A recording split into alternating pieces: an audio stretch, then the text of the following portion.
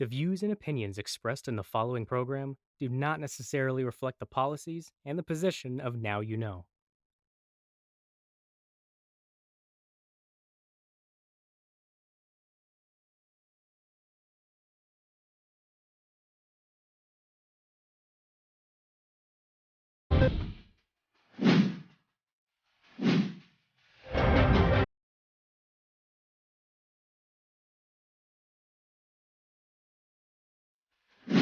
Good evening. Today is October 18, 2020, and welcome to Legal Basis, where we examine the country's most pressing legal issues with the help of our Filipino lawyers.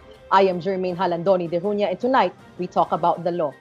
October is Filipino Peasants Month. Ngayong buwan din natin ginugunita at ipinagdiriwang ang International Day of Rural Women tuwing October 15 at ang World Food Day naman tuwing October 16. Ngayon namang linggo ng gabi, pag-usapan natin ang isa sa mga pinakabagong batas na may malaking epekto sa kalagayan ng magsasakang Pilipino. Nasa mahigit isang taon na ng implementasyon ang Rice Tarification Law mula nang maipasa ito noong Pebrero ng nakaraang taon. Layunin daw ng batas na ito na siguraduhin may sapat na supply ng pagkain sa bansa at gawing globally competitive ang ating agrikultura. Ngunit sa kasalukuyan, bahagi pa rin ito ng mga idinadaing ng ilang mga grupo ng mga magsasaka. Giit nila, palay farmers pa rin ang pinakatalo sa implementasyon ng batas na ito. Ano nga ba ang nilalaman nitong Rice Tarification Law at ano-ano na nga ang naging epekto ng implementasyon nito sa ating mga magsasaka? Pag-usapan natin yan at ng karapatan at kalagayan ng magsasakang Pilipino. Kasama po natin ngayon live via Skype ang isang peasant rights lawyer at ang executive director ng Sentro para sa Tunay na Reformang Agraryo o Sentra. Nagbabalik po sa ating programa si Attorney Jobert Pahilga. Hi Attorney Jobert, magandang gabi po. Magandang gabi Jermaine at magandang gabi sa lahat ng nakikinig at nanonood. Salamat po and welcome po ulit. Nagkita po ulit tayo sa programa. Salamat po. At dahil nga po, no October 15 ay International Day for Rural Women, kasama rin natin ngayon mula sa Rural Women Advocates o RUA at ang chairperson ng Amihan National Federation of Peasant Women, si Kasen Naida Soriano. Magandang gabi po, Kasen. Magandang gabi sa inyong lahat at sa lahat ng mga nanonood at nakikinig. Good evening po at maraming salamat po sa pagsama nyo dito sa ating programa. So okay po, diretso na po tayo, pag-usapan na po natin agad itong issue natin. So nabanggit ko po kanina at nakasaad nga po dito sa Rice Tarification Law na ang layunin po ng batas na ito ay to ensure food security and to make the country's agricultural sector viable, efficient, and globally effective. Ito po ba ay nakikita na natin or masyado pang maaga para masabi na nasasagot nga ng batas na ito yung mga binanggit na problema at yung objektiban nila? Simulan ko po kay Attorney Jobert. Yung Rice Tarification Law is just an amendment doon sa Republic Act dahil noong 1996 ikinasa ng ating gobyerno yung Agricultural Tarification Act. Yung 8178 na batas, in-exempt doon muna yung Rice Tarification Law, yung rice. Ngayon, noong 1996, hanggang ngayon, pag tinignan natin yung effect ng agricultural tarification, ay tinamaan na yung ibang sektor ng agrikultura. Bumaha yung importasyon sa sibuyas, at iba pa, at ibang klaseng agrikultura na tinamaan ng lokal na industriya. Ngayon naman, noong 2019 February, inapprove nila yung Republic Act 11203 o Rice Tarification Act na inamend yung Republic Act 8178 at isinama na sa pagtanggal ng quantitative import restrictions ng doon sa pag-import ng mga palay o mga bigas. Dati kasi mayroong limitation ng import. Yan lang ang kailangan ng gobyerno, yun lang ang maaaring import ng gobyerno to the National Food Authority. The passage of Republic Act 11203, tinanggal na nito ang limitasyon sa importasyon, meaning binuksan na niya ang pag-import ng bigas at tinanggal niya na yung sole authority sa National Food Authority sa pag-import ng bigas. Ibig sabihin lahat ng mga kahit sinong pribadong sektor, negosyante o rice trader, maaari makapag-import ng bigas sa bansa. At ang isang immediate na nakitang epekto nito ay bumaba ng husto ang presyo ng ating palay na tinamaan yung mga rice farmers. That is the immediate effect, and this effect would not be reversed because itong importasyon ay lalong babaha yung bigas dito na mas mababang presyo, then our farmers do not receive any subsidy from the government. Kaya sila yung tatamaan. So the argument of the government na magiging Hello.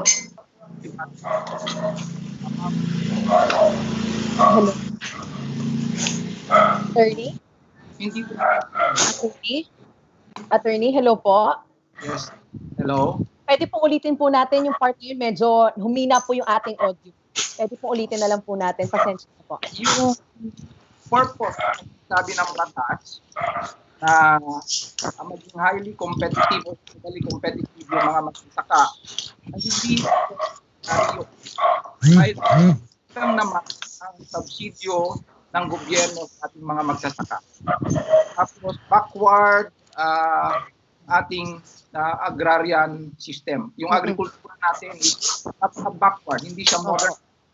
So hindi siya makakapag-compete dahil hindi naman tinutulungan ng gobyerno. Sa issue na magiging mababa yung presyo ng bigas, totoo, naging mababa yung presyo ng bigas.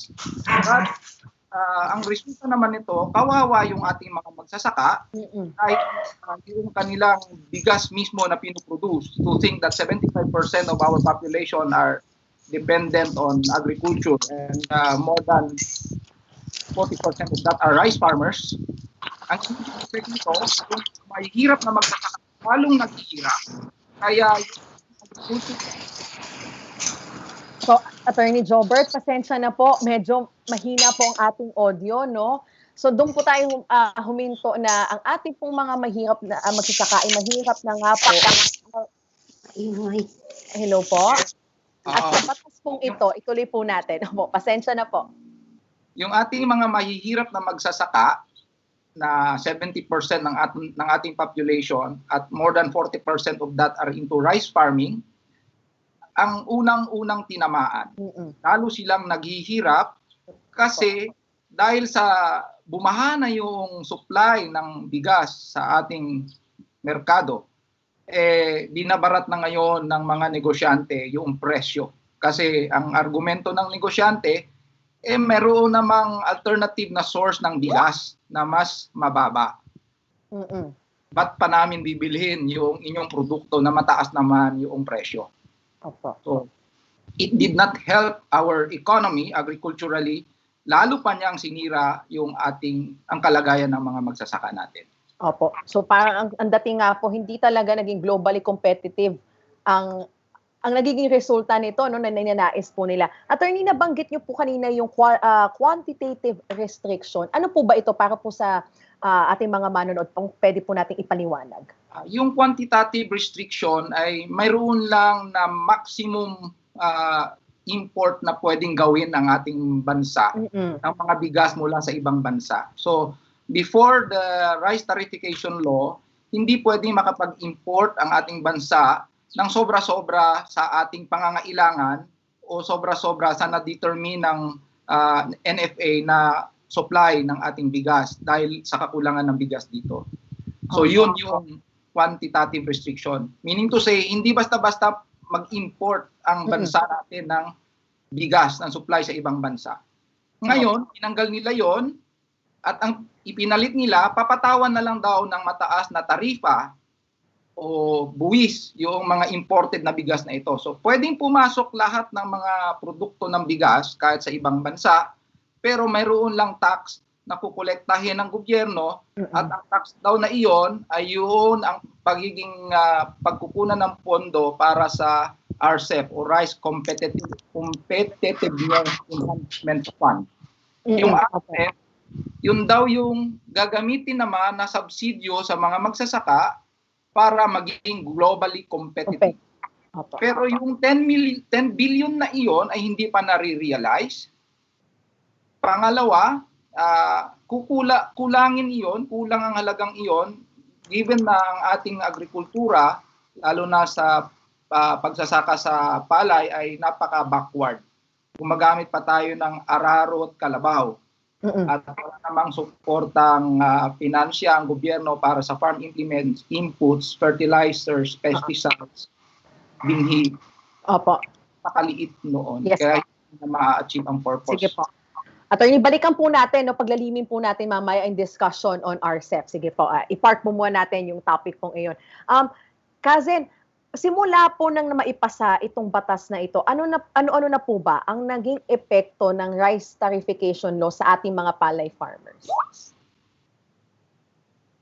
Kazen, nakamute po tayo. Pindutin po natin yung Kazen.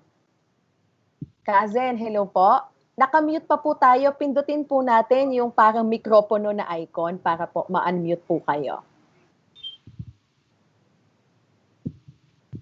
Kazen? Okay, sige. Balikan na lang po natin si Kazen po, no? Attorney, sige, balikan po natin yung dito sa ating rice tariffication, no? Maliban po doon sa nabanggit nyo nga na quantitative restriction at yung mga... Ayun po. Maaari niyo po bang ipagpalalimin pa po? Ano pa po ba yung nilalaman ng batas na ito? Yung major na nilalaman niya ay tatlo. Opo. Una, pagtanggal doon sa quantitative import restrictions. Pangalawa, yung pagtanggal doon sa sole authority ng National Food Authority to import rice. Ngayon, pwede na ang mga private retailers, private rice traders na mag-import. Magbabayad lang sila ng ng tariff, kaya rice tariffication. At fourth ay nagbibigay daw ng 10 billion na pondo para sa mga magsasaka na kukunin doon sa tariff. At yun daw ay subsidize sa mga magsasaka na maaapektuhan nitong rice tariffication. So the government recognized that there is this adverse effect sa ating mga magsasaka. Yet, sa kanilang analysis, yung benefits daw naman nito sa ating mga mamamayan ay mas marami kaysa doon sa mga disadvantage na magiging epekto nito. But ngayon, nakikita na natin yung epekto. More than a year after the law was passed, the Filipino farmers are now crying because napakababa ngayon ng kanilang mga ng kanilang produkto. In fact, I have been receiving messages that they are just into selling their lands now. Yung sa ilang mga lupa dahil hindi naman sila nakaka-recoup, hindi sila nakakabawi. Kahit yung cost of production nila ay hindi nila nakukuha. So hindi sila nag-break even. So yun yung isang immediate na epekto. And to think that these rice farmers may be around 30 to 40 million sa ating bansa. So yun yung pinaka-immediate na effect niya.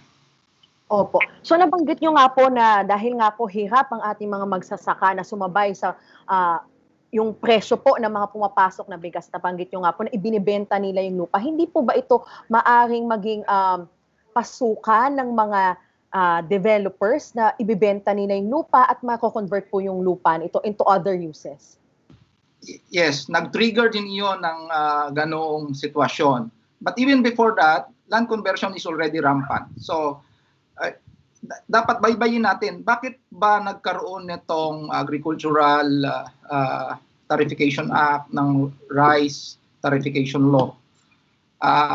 Kasi una, gusto daw ng gobyerno na mas mapababa yung presyo ng ating agricultural products and now including rice. Pangalawa, sabi mo nga kanina, gusto daw nila na maging globally competitive. Pero ang kalagayan naman ng mga magsasaka is even with the implementation of different agrarian reform laws, land use conversion is rampant. And if I may say this, one of the principal authors of the rice tariffication law is Senator Cynthia Villar. And Senator Cynthia Villar is into subdivision development. land use conversion at sila yata ang pinakamalaking developer. And so that means to say that there is this disconnect between her being chairperson of the Committee of Agriculture and being family part owner of this large real estate corporation. So kahit wala pa yung rice tarification law, kawawa na talaga yung ating mga magsasaka. Only that it become worse noong in-implement itong rice tarification law, especially on our rice farmers. Opo. So nakita na nga po natin, lalo pang nagiging dagok itong ating pinasa nila na rice tarification law. No? Maraming salamat po sa mga ibinahagi nyo na po, Attorney Jobert. Sa ating pong mga nanonood ngayon, pansamantala po nating puputulin ang ating talakayan para po sa isang short break. Magbabalik po kami sa ilang minuto. Salamat po.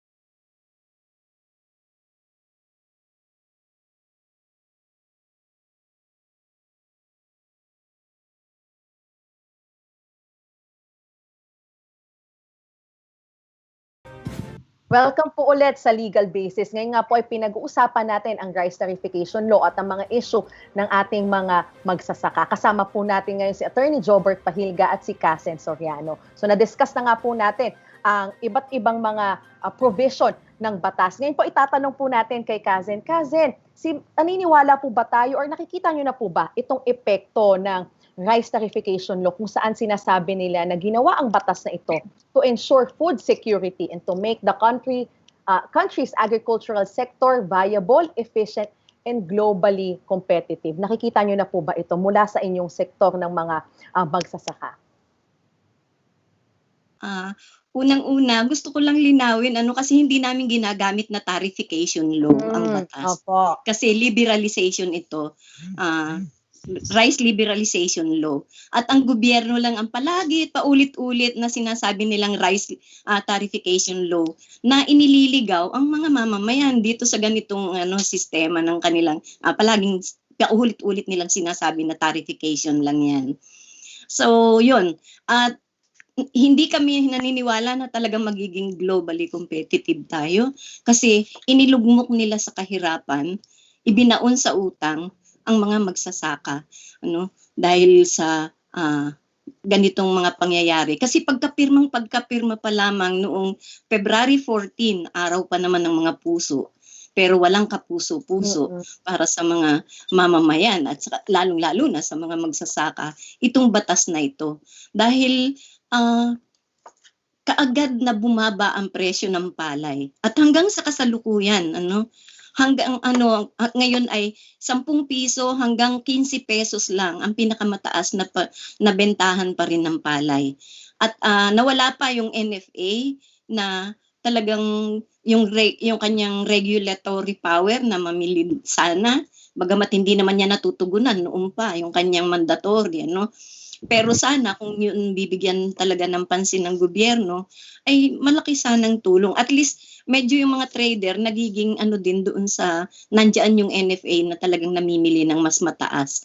Ang sinasabi nila namimili ng 19, pero yun ang matagal na namin ding tinutuligsa dahil kailangan pang talagang yung ready to meal.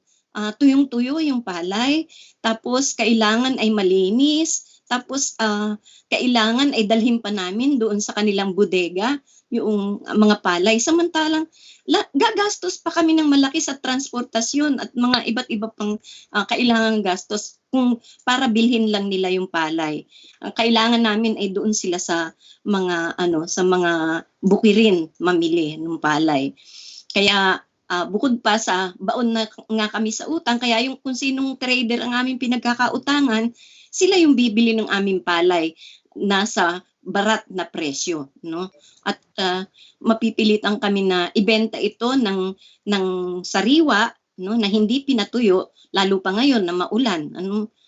Kahit na may init ay talaga namang wala kaming dryer sa kalsada o kaya sa mga mga basketball court o kung anumang mga pavement na medyo maluwag-luwag yung pwedeng pagbilaran.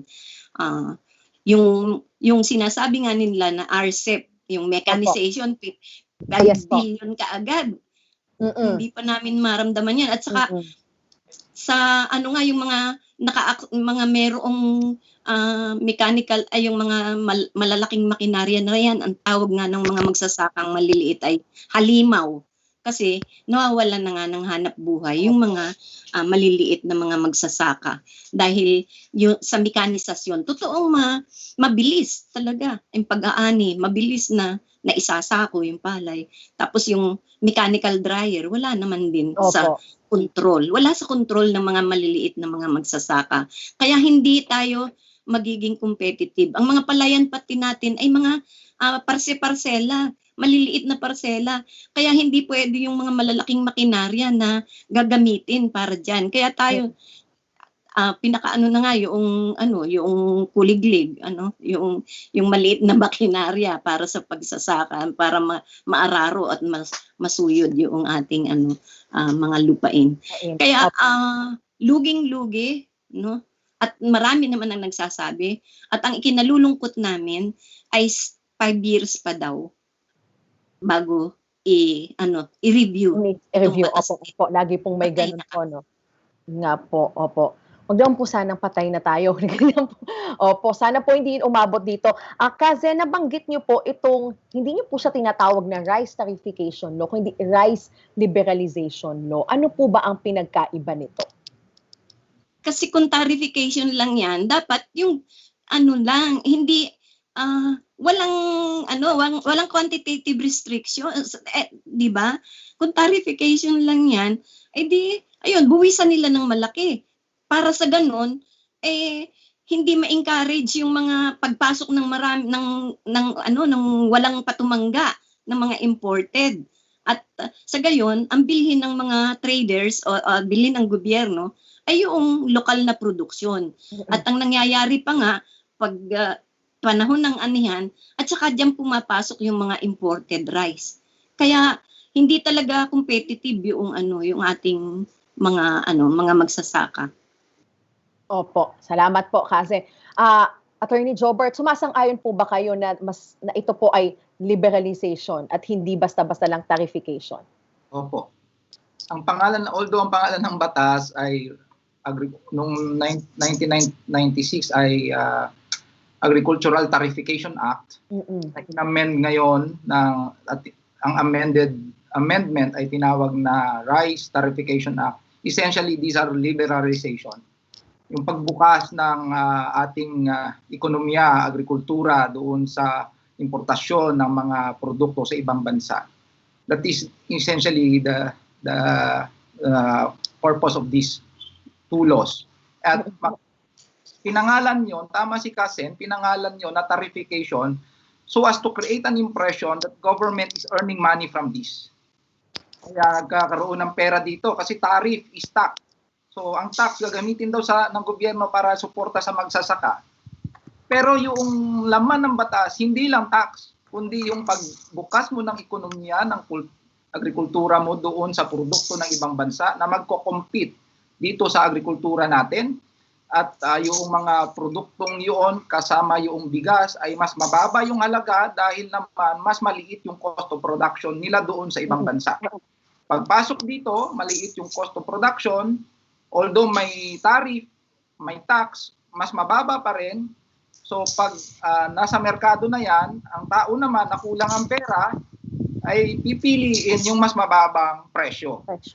At yung mas mababang presyo ng bigas ay yung imported na bigas. Ngayon, ang sinasabi ng gobyerno, nakakatulong yan sa taong bayan dahil milyon-milyon naman ang kumakain ng bigas. Almost 100 million. Tayong lahat ay kumakain ng bigas. So, ano daw yan, mas magiging effective sa ating bansa. Hindi din yun totoo. Kasi una, yung food security mo ay apektado. Dependent ka ngayon doon sa importasyon.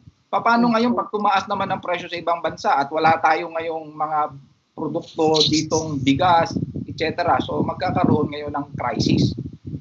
Pangalawa, tama, maapektuhan, pero kasi ay consumer-driven na mga produkto. Hindi yan ang magpapa-improve sa iyong ekonomiya. Ang magpapa-improve sa iyong ekonomiya at makakapag-improve sa Pilipinas ay yung mga magsasaka kasi sila yung pinakamarami.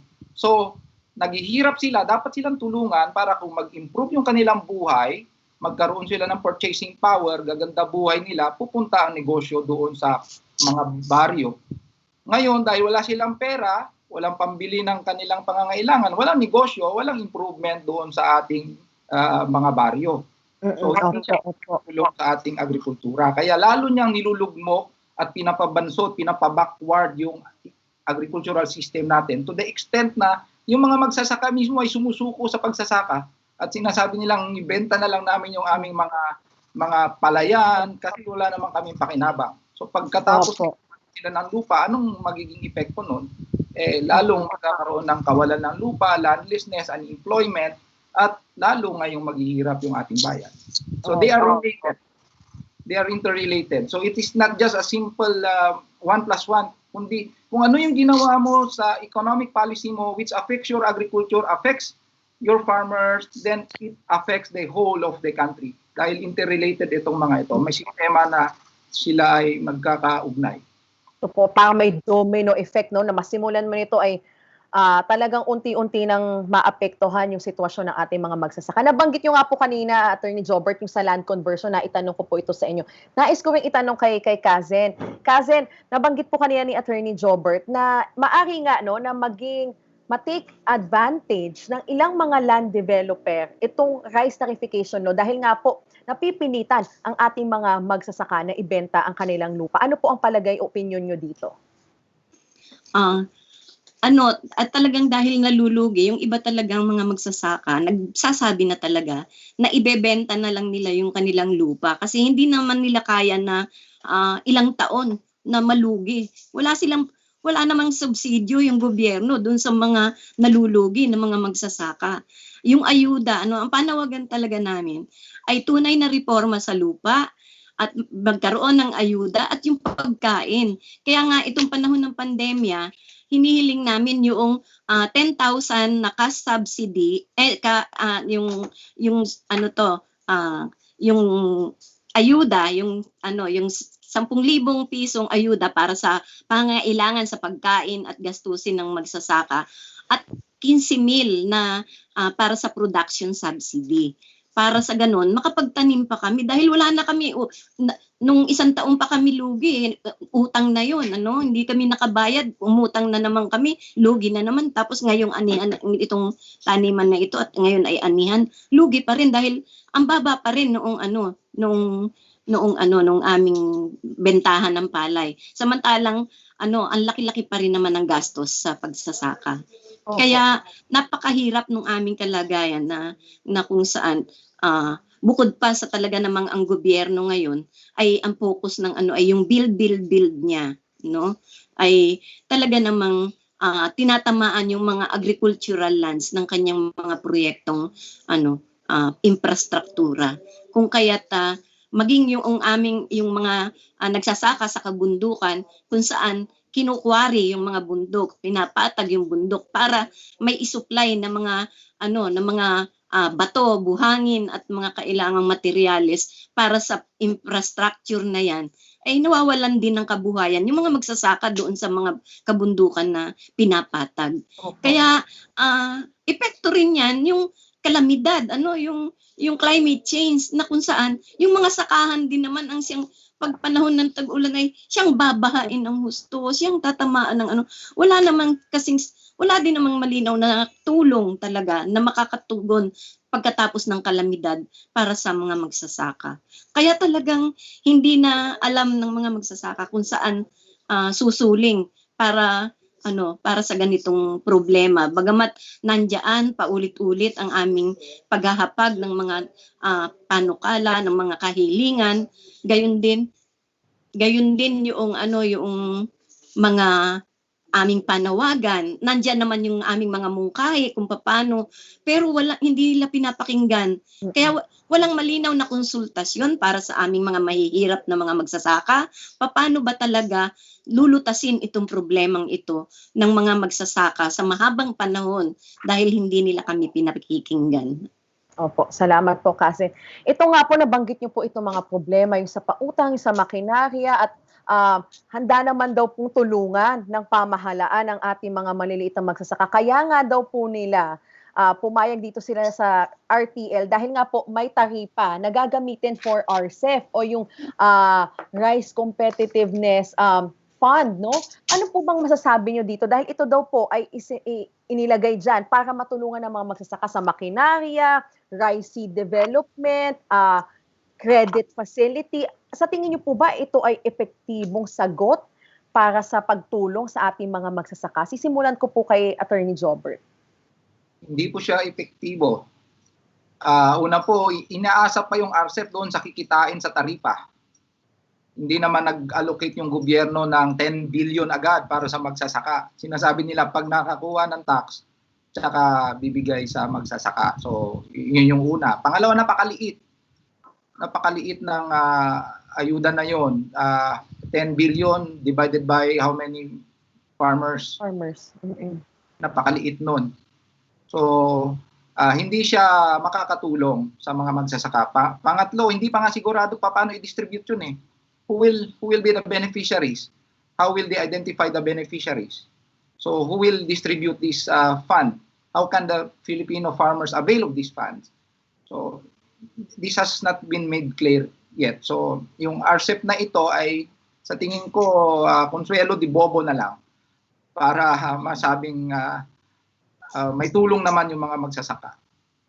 Yun yung nakakasama doon at napakasakit pakinggan. Opo. Kazen, kayo naman po, ano po ang pananaw niyo dito sa RCEP na ito? Bali yung kasi may itinulong, meron silang inilaan na pondo ano ba yung tawag nila, RCEP po. RSB, hindi ko na matandaan na yun yung 10 bilyon Yes po, pero ang diyan ay hindi siya direktang mapupunta sa mga magsasaka.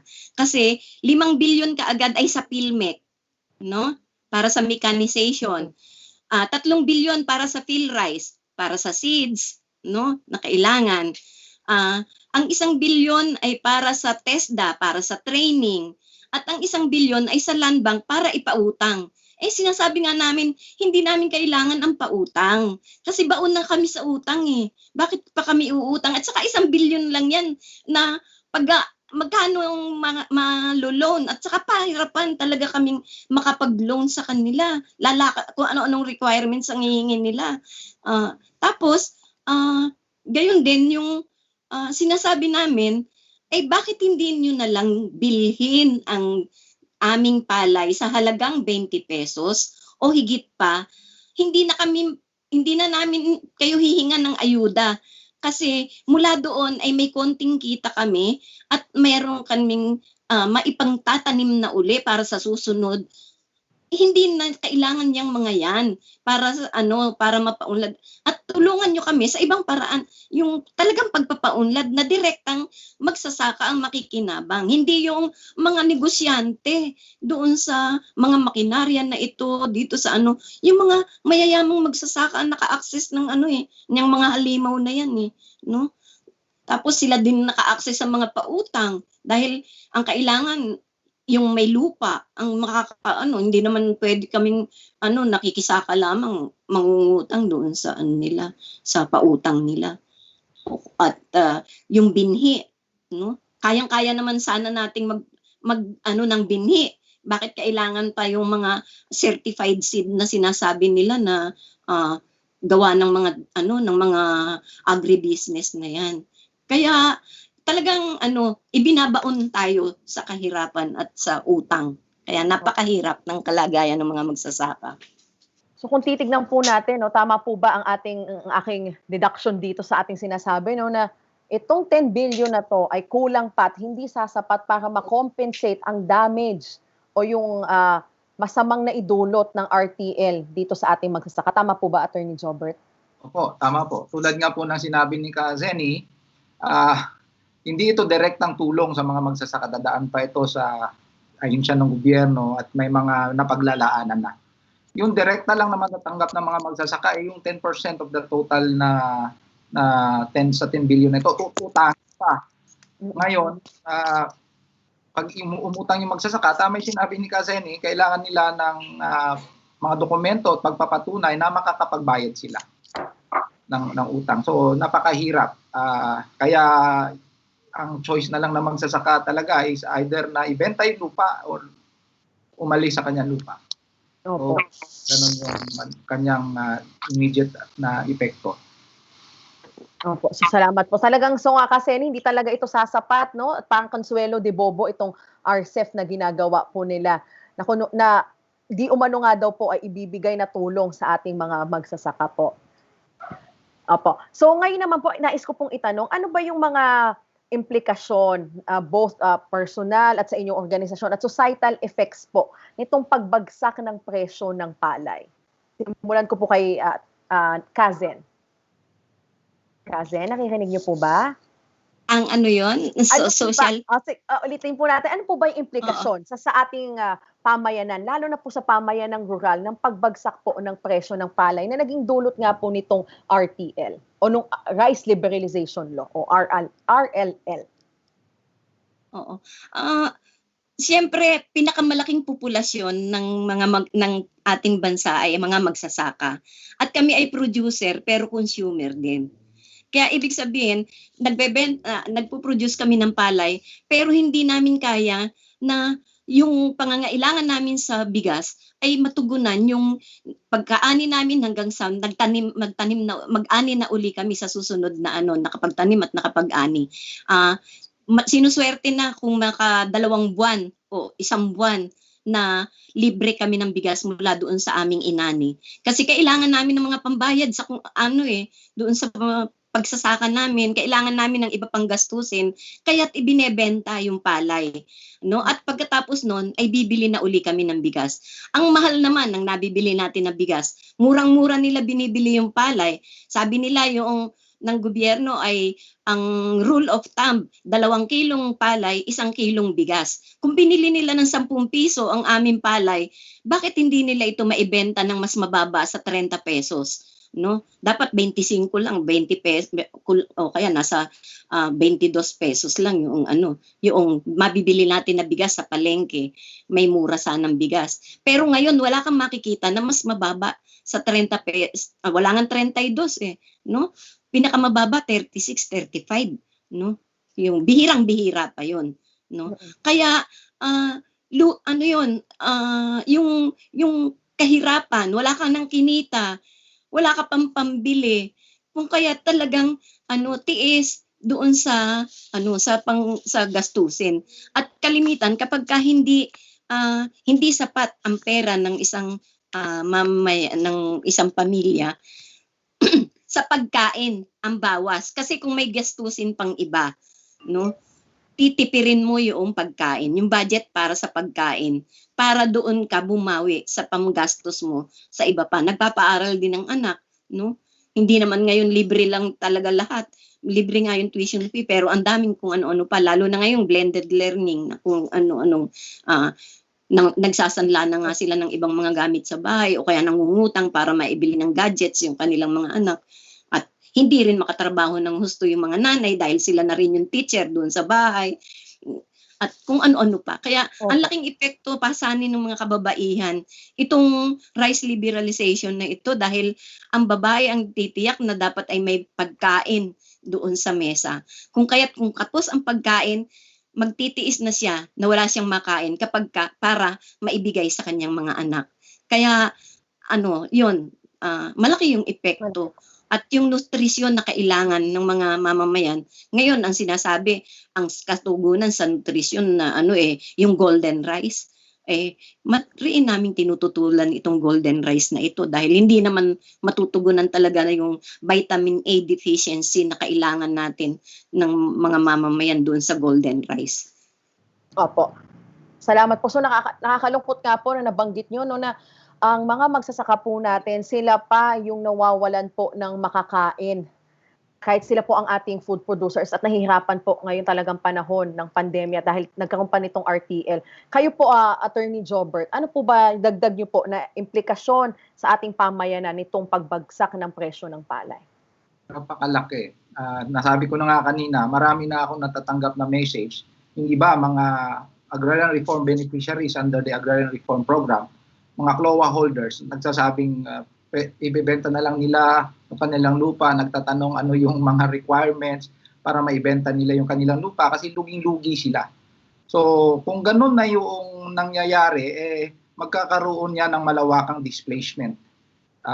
So kung ibebenta nila yung kanilang lupa, magkakaroon uli ng reconcentration of land doon sa mga malalaking Panginoong may lupa o mga malalaking may-ari ng lupa kasi ang nakaka-afford lang naman na bumili ng lupa ay yung mga mayayaman, yung may pera. So the purpose of land reform na in-implement noon ay na-defeat dahil ang purpose ng land reform is to decentralize land ownership, equitable distribution of land. Ngayon dahil sa kahirapan na magsasaka, napipilitan siyang ibenta yung kaniyang lupa. So naiipon uli ang lupa sa kamay ng mga mayayaman. Pangalawa, yung magsasaka ay napipilitang umalis sa kanyang lupa. So, it also leads to urban migration. Kaya wala kasing trabaho sa kanayunan except sa pagsasaka. Wala namang faktorya doon sa kanayunan natin. At yung employment ngayon ay nakakonsentrate sa syudad, sa mga call centers, sa iba pang mga retail establishments, service centers. Ang nangyayari, napupunta sila doon sa syudad, nagkakaroon ng urban migration, kaya dumadami ngayon yung populasyon sa syudad. Then, ang ating agrikultura ay hindi nag-i-improve. Hindi siya naayos kasi nawawala yung production. Kasi yung magsasaka dapat ay maging isang produktibong sektor ng ating lipunan.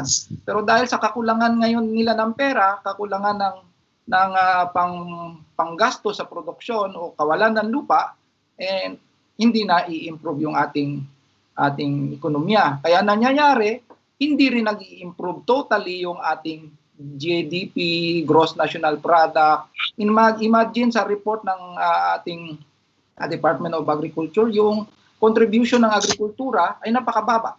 Hindi nga umabot sa 5%, which is supposed to be agricultural economy ng Pilipinas, at yun dapat ang magbubush ng iyong development, yung iyong agrikultura. Problem, hindi yun nangyayari. So napakalaki ng epekto nito, lalo pang pinahirapan yung mga magsasaka. Kaya kung hindi mariripil itong batas na ito, sa tingin ko lalala yung displacement at lalawak lalo ang land use conversion. Dahil lang makaka-afford lang nito yung mga retail, yung mga real estate developers. At napakaganda ng kondisyon, lokasyon ng mga palayan na ito kasi patag. Hindi na kailangan mag-bulldoze ng mga ng mga developers. Pwede lang nilang tambakan itong lupa, then pwede na sila magpatayo ng kanilang mga subdivision. Hindi na nila kailangan magputol ng mga puno kasi napakalawak 'yon. Yung lupain, kaya yun ang gustong i-convert. Opo. If you notice, yung mga kino-convert ng mga developers na ito, subdivision developers, mga commercial centers, ay mga malalawak na lupain dating patag at karamihan ay palayan. We have a study na almost 20% of those converted are rice land. Opo. And are Opo. May nais po akong linawin po sa ating pong dalawang panauhin.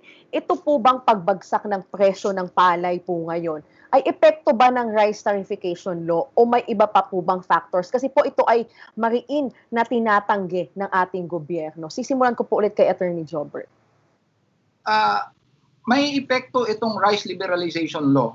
Dahil una nga, siyang naging dahilan para bumaha yung imported na bigas dito sa ating bansa. So dahil marami supply na mababa, then kailangang ibenta ng mga magsasaka sa mas mababang halaga yung presyo ng kanilang produkto, palay, otherwise walang bibili. Pangalawa, ang isang factor din ay pag-hoard. Merong nag-hoard ng may mga traders na nagtatago nito at pag panahon ng anihan ay isang factor din 'yon dahil maraming supply ngayon, marami ngayong pwedeng bibilhin ng mga suppliers. So nagdudulot din 'yon ng factor. Pero sa tingin ko ngayon, yung artificial na pagbulusok nitong presyo ng ating palay ay dahil direktang epekto ng rice liberalization law or rice tarification act. Salamat po, Attorney Jobert. Kayo naman po, Kazen, ano po ang masasabi nyo dito po ito po bang rice tarification law ay ang dahilan po, epekto ng pagbulusok na pagbaba na presyo ng palay o may iba pa po bang mga kadahilanan? Iyan ang pangunahin na dahilan ng napakamurang palay ng mga magsasaka ngayon, yung bilihan. Kasi pagkapirma pa lang noong batas na yan, ay kaagad yung presyo ng palay ay bumaba, no? At kasabay diyan, bumaha yung imported na mga bigas. Kaya ayan, at ngayon talagang laging puno ng bigas ang palengke, di ba? Pero ayun, hindi namin din alam kung paano nga ba talaga tinutugunan ng gobyerno itong ang tagal ng panahon. Sa totoo lang may kartel naman talaga sa bigas eh. Pero hanggang ngayon hindi pa rin nireresolba ng gobyerno 'yan na kontrolado nila yung supply ng ating bigas. Kaya sa oras na magkaroon lang ng konting diferensya, natatakot na nga ang gobyerno dahil katulad nitong pakiusap sila sa Vietnam dahil medyo ang Vietnam na yung ini-import natin sa kanila na bigas ay hindi muna nila ibibigay. Makaawa ng husto yung gobyerno para maibigay ito. At ngayon, pumayag na uli ang Vietnam, isinabay naman sa anihan, no? Yung pagpasok ng 300,000 metric tons na imported na bigas, di ang baba na naman ng presyo ng aming palay, no? Kaya ayun, malaking problema talaga. Kung meron mang salik yung iba na dahilan ay di siyempre yung problema din natin ang patubig. May bigas may may batas na tayo sa irrigation law. Pero hindi nila inaayos at hindi tinutugunan. Kung mapapatubigan ang marami pa nating agricultural land na nakaasa lang sa yung mga sahod ulan, ay mas marami tayong mapuproduce na pagkain dito sa ating bansa. Pero yan, batas na siya pero hindi pa rin isinusulong ng gobyerno natin. Kung kaya't talagang ibinabaon tayo sa kailangang sundin na lang natin yung itambak sa atin ng itambak yung mga imported na produkto. Yun ang pinakamadali yatang pagkurakutan at gayon din ay pinakamadali sa kanila na hindi na magpunta kung ano-ano pang pagod ang gagawin nila para puntahan ng mga magsasaka at tulungan. Salamat po, Cousin. So nais ko pong malaman ano po ang tindig nyo dito sa batas, ito yung rice tarification law or nga po yung rice liberalization law. Ito po ba para sa inyo ay dapat ibasura, amyendahan, o kung hindi man, ano po ang mga alternatibo natin dito? Sisimulan ko po kay Attorney Jobert. Dapat i-repeal yung rice tarification law. Hindi lang yan, dapat pati yung 1996 na Republic Act 8187 na Agricultural Tarification Act din. Dahil doon nagsimula ang liberalization ng pag-import ng mga agricultural products dito. So, yun yung una. Pangalawa, kailangan na ayusin ng gobyerno yung tulong sa mga magsasaka. Meron ngang land reform program, sinasabi ng gobyerno na nagpamahagi na siya ng lupa sa mga magsasaka, pero hanggang ngayon ay wala rin namang sufficient support service sa mga magsasaka. At in fact, hindi alam natin kung saan na yung mga beneficiaryo ng Agrarian Reform Program na ito. So, sinabi nga kanina ni Zeni, kailangan natin talaga na maging self-sufficient at dapat ma-implement yung self-sufficient sa agricultural production at dapat ma-implement yung genuine Agrarian Reform Program. We have been advocating for the passage of this law.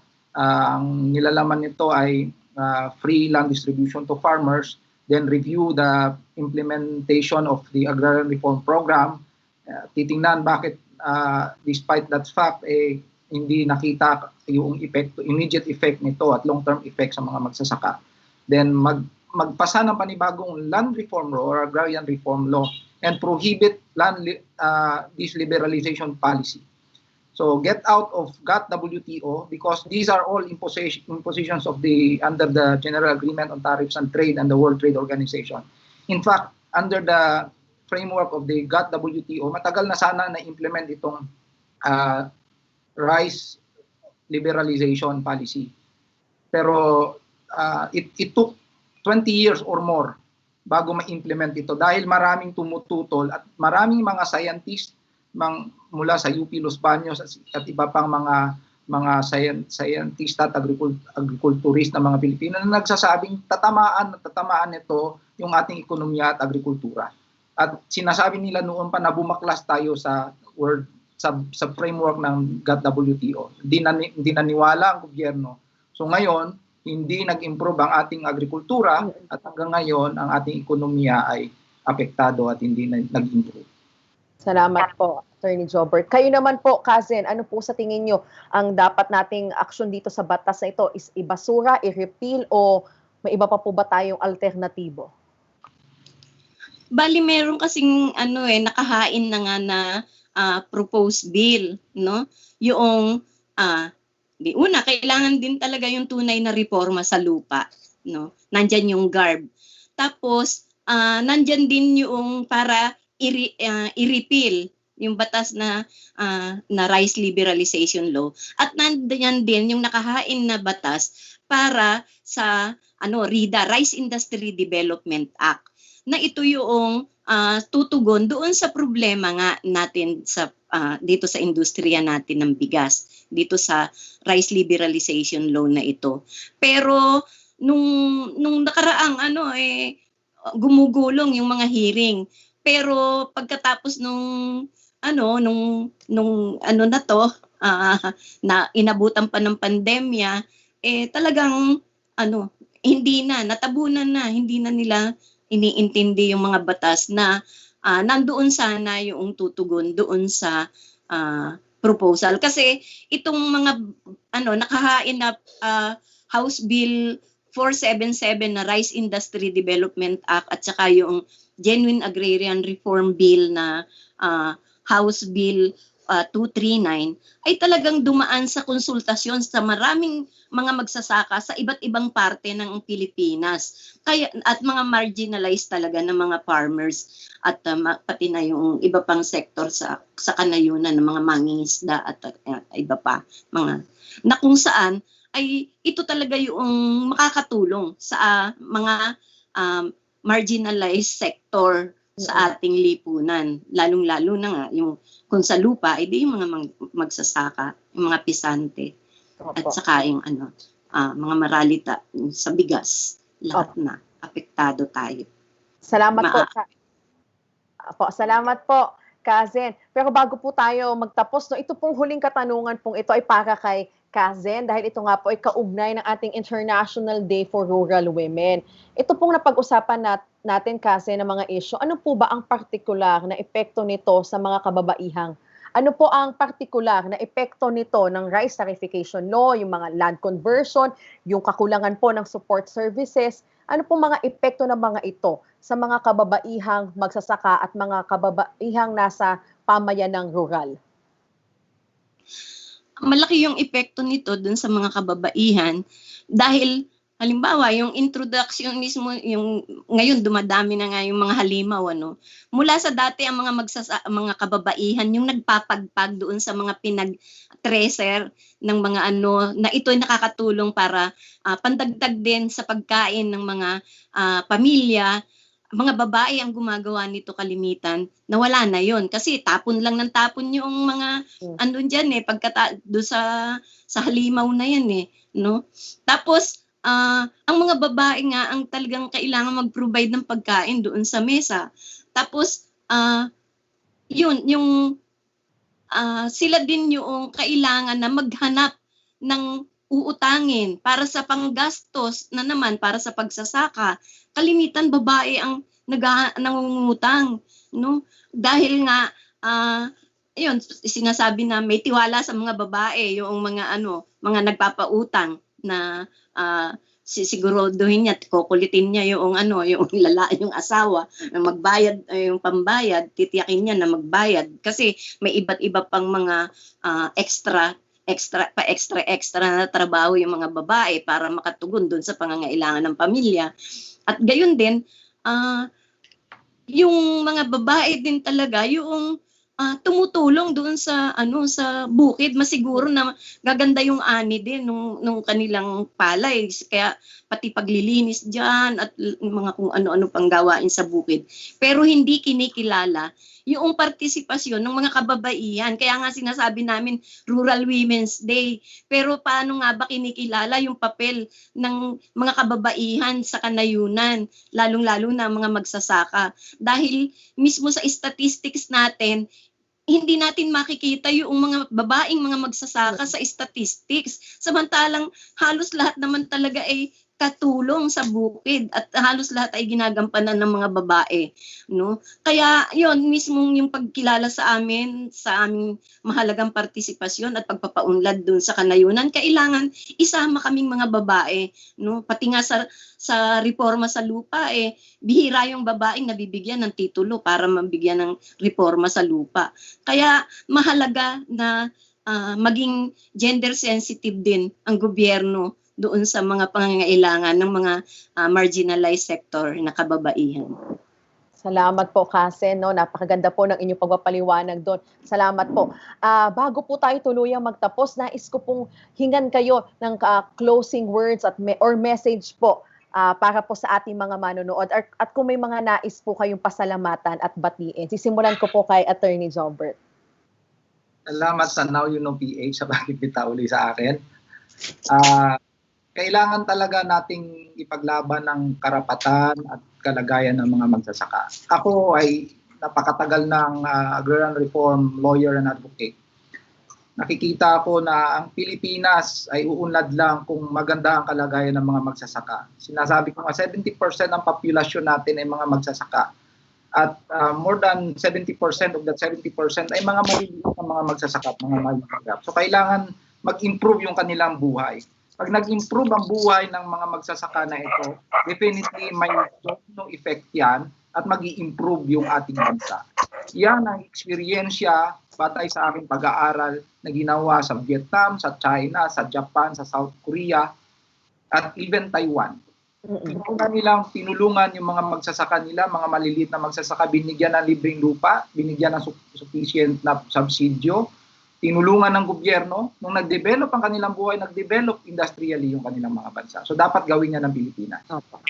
Salamat po, Attorney Jobert. Kayo naman po, Kazen, ano po ang closing message or panawagan niyo po sa ating mga manonood at kung may mga nais din po kayong batiin at pasalamatan. Ayun. Siguro para sa gobyerno, panahon na para pag-aralan talaga nila yung aming mga nakahain na mga proposal, no, para sa tunay na pag-unlad ng ating bansa. Ipatupad isa batas ang House Bill 239 na GARB at ang House Bill 477 na Rice Industry Development Act, at gayon din ay yung paunlarin talaga yung ating agrikultura, hindi yung palengke ang paunlarin, na kung saan talaga namang yung ating land reform ay market assisted land reform ang nangyayari, at yung pondo talaga sa ahensya ng Department of Agriculture, dagdagan pero tiyakin na mapupunta talaga sa pangangailangan ng mga marginalized na mga magsasaka. Hindi yung iilan lang ang makikinabang, no? At panawagan namin sa mga nanunood, pag-aralan nating mabuti itong batas na ito at pati na yung aming mga inihahapag din ng mga proposal, para sa ganun ay sama-sama tayo ipaglaban natin ang ating kasiguruhan sa pagkain, kasi kailangan natin ay yung food security ay hindi natin makukuha sa imported rice lang. Kailangan ay maging self-sufficient at self-reliant ang ating pagkain, para sa ganun ay matiyak natin yung food security na kailangan ng ating bansa. So natutuwa kami at marami yung ngayon yung nag-iimbita sa amin para talakayin talaga itong issue ng rice liberalization law sa mga eskwelahan at sa mga Meron kaming petition signing para dito, at pumirma kayo, nasa online din ito, na para ibasura itong rice liberalization law at isabatas ang Rice Industry Development Act. Yun lang. Maraming salamat. Maraming salamat po, Kazen, at Attorney Jobert, sa magpapaunlak niyo po sa interview na ito. At maraming salamat po. Ipagpatuloy niyo po ang laban niyo para po sa mga magsasakang mga Pilipino. Maraming salamat po ulit, at sana po after ng pandemya ito ay magkita-kita tayo at mapag-usapan pa ito ng mas malalim. Salamat po. Salamat din. Maraming salamat din sa pagbibigay niyo ng pagkakataon sa amin. Maraming salamat po. So ngayon nga pong gabi ay napag-usapan natin ang issue ng rice tarification law o yung rice liberalization law na patuloy po nagpapahirap sa ating mga magsasaka at ilan pa sa mga issue na kinakaharap ng ating mga magsasakang Pilipino at mga kapatid na pesante. Naalala ko po, ako po ay lumaki sa magulang ko po at sila po ay mga magsasaka. Ang aking lola po ay magsasaka. Naalala ko po nung ako po ay bata pa, natutunan po namin na pahalagahan ng pagkain dahil po mahirap i-produce ang pagkain. At sabi niya po sa akin, lahat po ng pagkain o ng butil ng bigas na naiiwan sa aking plato ay isang kaluluwa daw po ang hindi makakaakyat sa langit. At nung bata po ako, syempre kinain ko lahat ito kasi bakit nga naman ayoko may isang kaluluwa na hindi makaabot sa langit. Ngunit nung habang ako po ay lumalaki, ako po ay naglalakad sa area po namin sa Laguna. Nakita ko po marami pong palay mga na nakalatag lang po sa kalsada, at nakita ko po ito ay inaapakan ng mga tao ng sasakyan. Laking gulat ko po at takot dahil naisip ko, teka lang, kung itong mga bigas na to ay hindi makakain, napakadaming kaluluwa ang hindi makakaakyat sa langit. Nung lumaki na po ako at nasa laban na po para sa mga magsasaka, doon ko po napagtanto na ang mga bigas na po yun na naapakan ay hindi lang po mga kaluluwa na sinasabi ng aking lola. Kung ito, hindi po, ito po talaga ay kaluluwa ng mga magsasaka na patuloy naghihirap para mapakain ang ating bansa. Ngunit hanggang ngayon po ay hindi nabibigyan ng karapatang tulong ng ating pamayanan at ng ating pamahalaan. Maraming salamat po ulit sa pagsama sa episode ng Legal Basis. You can join our Facebook group. Just search for Legal Basis on Now You Know. Catch us live here on NYK's Facebook page every Sunday at 6 p.m. And for story or topic leads po on legal issues, you may reach me through my different social media accounts. For Twitter, that's at Jermaine J. Deruna. For Instagram, it's at Jermaine Halandoni Deruna. And for Facebook po, it's Jermaine Halandoni Deruna. This has been Jermaine Halandoni Deruna for Legal Basis. Now you know.